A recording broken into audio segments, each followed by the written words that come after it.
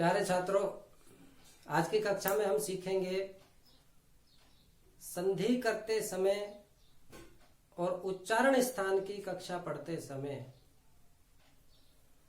शब्द आते हैं कु चू टू तू पू। तो ये कुचू टू तू पू क्या है, क्या अवधारणा है, किस तरीके से काम करते हैं, कौन से वर्ण इनके अंदर होते हैं।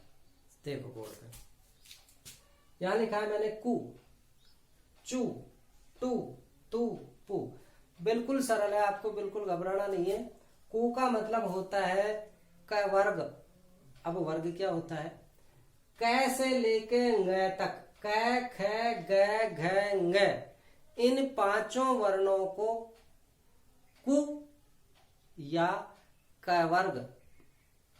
अब जो पहला अक्षर है उसी के नाम से हमने रख दिया क वर्ग। च से चालू होने वाला च वर्ग, ट से चालू होने वाला ट वर्ग, त से चालू होने वाला त वर्ग और प से चालू होने वाला प वर्ग। अब ध्यान देने की बात यह है कि ये जो वर्ग हैं या कुचू टू तू पू हैं, ये 5 ही वर्ग हैं पूरी वर्णमाला में से।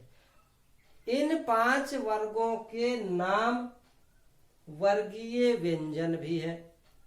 इन्हीं को वर्णमाला वाली जो कक्षा हमने पढ़ी थी पार्ट नंबर 3, उसमें हमने पढ़ा था इन्हीं वर्णों को, 25 वर्णों को स्पर्श व्यंजन भी कहते हैं।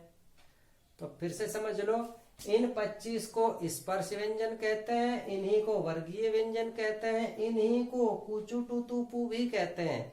कु का मतलब क वर्ग, चू का मतलब च वर्ग, टू का मतलब ट वर्ग, तू का मतलब त वर्ग और पू का मतलब प वर्ग। मतलब क वर्ग जो है वो कु में शामिल है। जब किसी सूत्र में कु आपको मिलता है उसका मतलब होगा क ख ग घ और ng। चू यदि कहीं मिलता है तो च छ ज झ और ञ। टू मिलता है तो ट ठ ड ढ ण, तू मिलता है तो त थ द ध न, पू मिलता है तो प फ ब भ म। इन्हीं का दूसरा नाम क वर्ग। क वर्ग का मतलब क ख ग घ ng।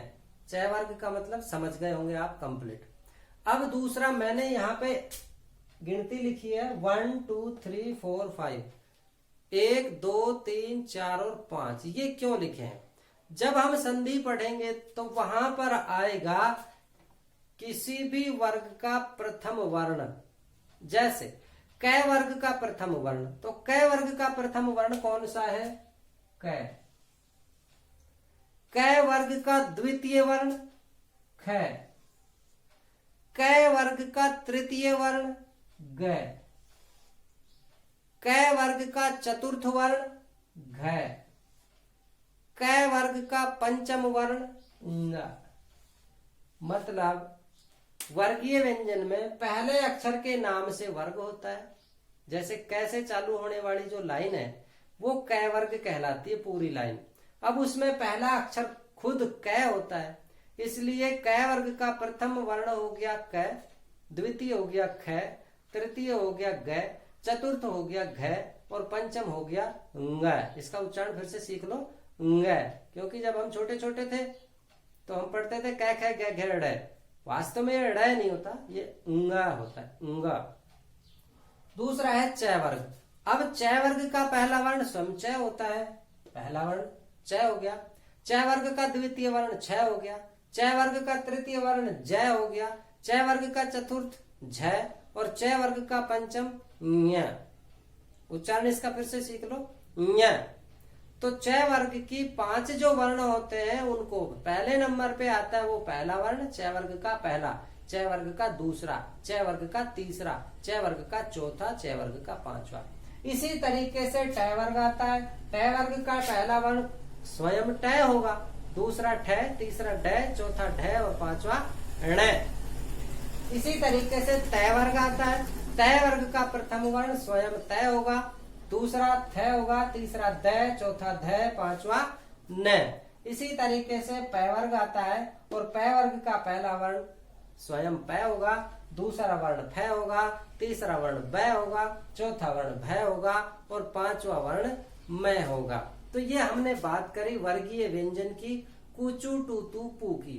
अब कहीं भी यदि आपको मिलता है किसी सूत्र में कु, लेकिन ध्यान रहे ये मात्रा छोटी ही होनी चाहिए, बड़ी नहीं होनी चाहिए। बड़ी होगी इसका मतलब वहां पे कोई संधि हुई है और उसमें कोई दूसरा वर्ण भी ऊ जुड़ करके आया है।